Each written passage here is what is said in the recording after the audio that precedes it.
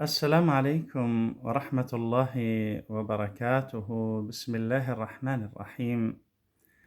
الحمد لله رب العالمين، والصلاة والسلام على رسول الله محمد الأمين، وعلى آله وصحبه أجمعين.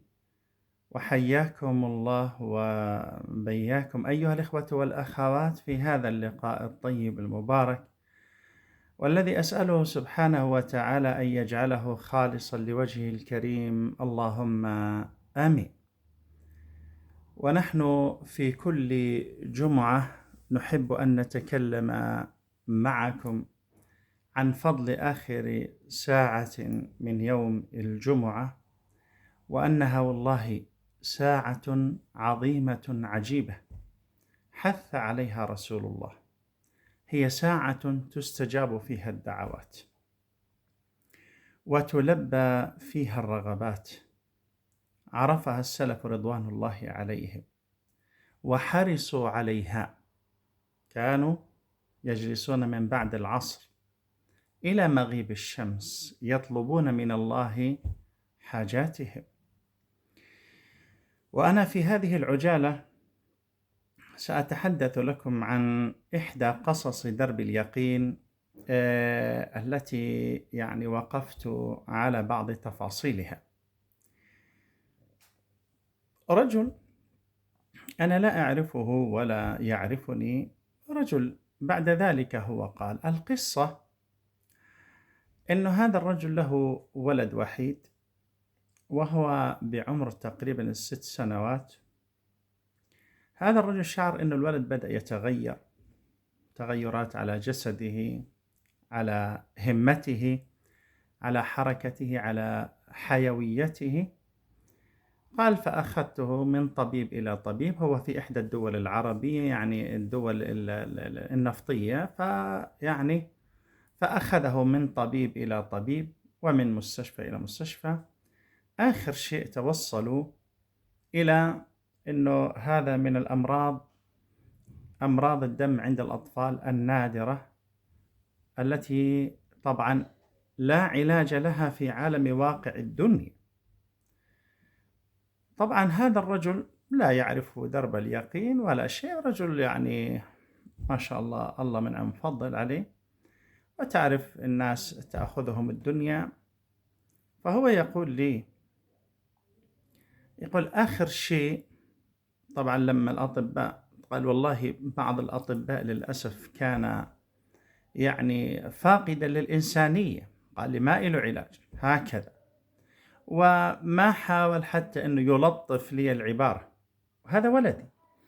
قال فسبحان الله اسودت الدنيا في وجهي، وأخذت أتخبط يمين شمال إلى غير ذلك، فقررت أن أحمل الولد إلى إحدى بلاد أوروبا. وقال سكنت في إحدى الفنادق وانتظرت حتى أخذت منهم موعد يوم معين، فبكرت قبل هذا الوقت بفترة. قال سبحان الله فاتصل علي أحد الأصدقاء، قال يا فلان ادخل على الله واستعن بالله، والإنسان ربما أن هذه المحنة أراد الله من ورائها أن يعرفك على طريقه. قال فأخذ يرغبني، ثم قال بدأت أدخل على المقاطع التي فيها الدعاء، والتي فيها الذكر، والتي فيها تعرف الإنسان لما يبتلى. قال فوقعت عيني على إحدى مقاطعك فيما يتعلق بآخر ساعة من يوم الجمعة. قال فطبعا استمعت وبدأت أستمع أكثر وأكثر للمقاطع وغيرها. قال فازداد عندي الرغبة والشوق أن أدخل على الله. طبعا يقول بدأت أجلس مع الله على أساس درب اليقين. قال والصلاة على النبي صلى الله عليه وسلم بالصيغة الإبراهيمية، وأحاول أن أستشعر القرب الإلهي وأن أفرح وإنه نفسي تطمئن. قال لكن يبقى عند الإنسان حالة يعني حالة القلق على ولده. قال فاستمريت على هذا الأمر تقريبا إلى 4 أو 5 أيام. قال وأنا دعاء، وكذلك أيضا أمه كانت تدعو لأنها معنا، وندعو ونبتهل إلى الله ونطلب من الله سبحانه وتعالى. يقول والله يا دكتور إني شعرت بحالة استقرار عجيب جدا. يقول لما رحنا على المستشفى، نظر المستشفى إلى التقارير، يعني حتى الدكتور يعني تفاجأ إنه التقارير كلها واضحة، يعني هو ليش جايبه يعني بهذا المعنى. قال فنظر الدكتور، فالدكتور قال نعيد الفحوصات. قال أعدنا الفحوصات. قال وأنا مستمر على درب اليقين. قال مستمر. طبعا الفحوصات بدها تأخذ تقريبا 10 أيام.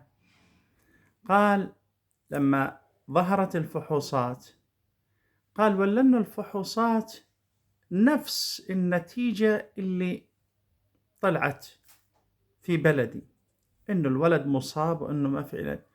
يقول والله تذكرت قول الله تعالى ولما رأى المؤمنون الأحزاب قالوا هذا ما وعدنا الله ورسوله وصدق الله ورسوله وما زادهم إلا إيمانا وتسليما. قال ازددت. قال أنا أريد الآن أقهر الشيطان، أقول لأمه الآن ندخل بالاستغفار والصلاة على النبي صلى الله عليه وسلم.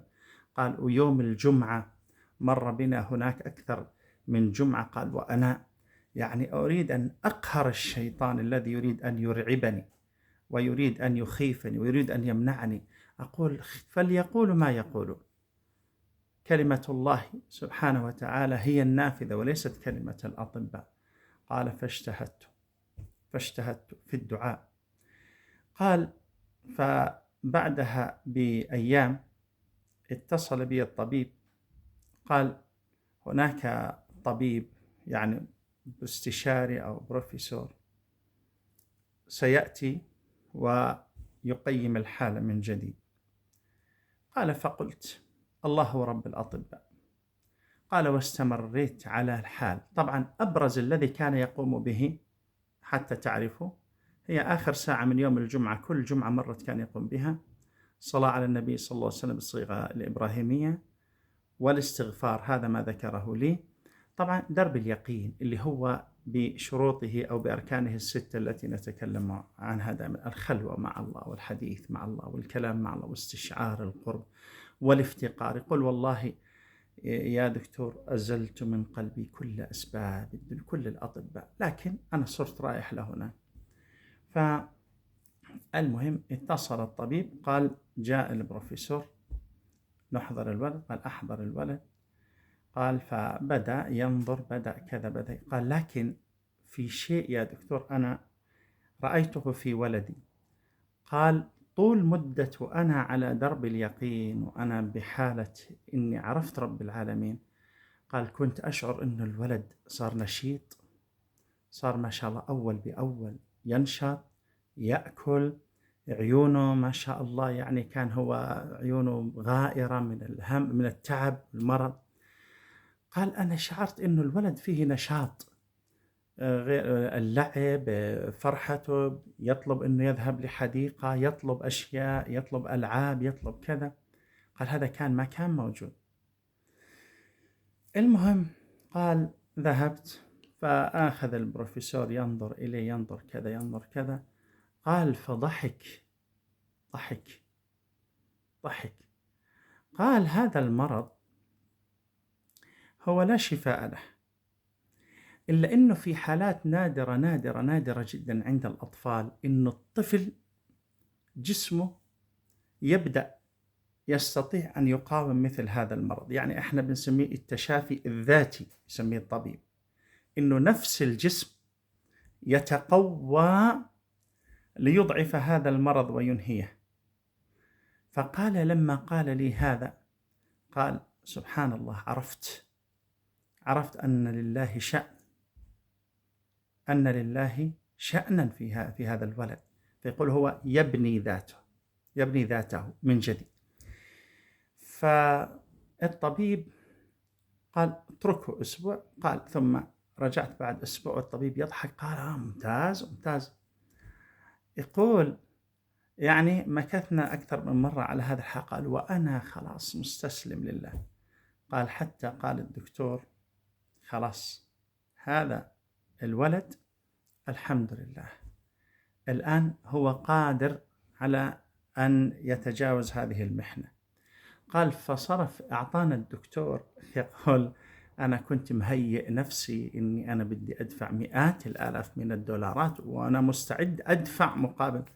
قال فأعطاني الدكتور علاج، قال ثمن العلاج $50. ثمن العلاج كم؟ $50. 50 ثمنه $50 بس. قال هذا العلاج يأخذه على مدار أيام معينة وخلاص.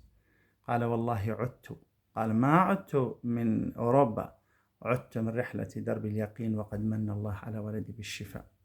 قال وهذا المرض النادر، قال أنا أعرف كثير من الناس أبنائهم يعني خلاص استمروا على علاجات قاسية جدا وبفترات طويلة جدا وبعضهم يعني يتوفى.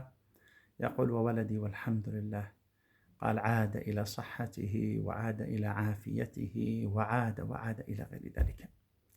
من يقدر على ذلك غير الله؟ طبعا في تفاصيل بالقصة، لكن بعض الأحيان تفاصيل لا نريد، لأنه الشخص نفسه صاحب القصة لا يريد يعطي تفاصيل لأنه في خصوصيات للناس. فما أذن لي بذكره قد ذكرته لكم.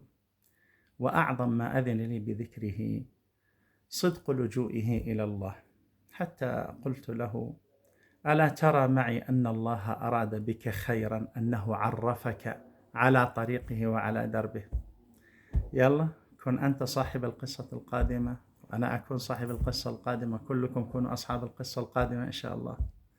شكر الله لكم، والسلام عليكم ورحمة الله وبركاته.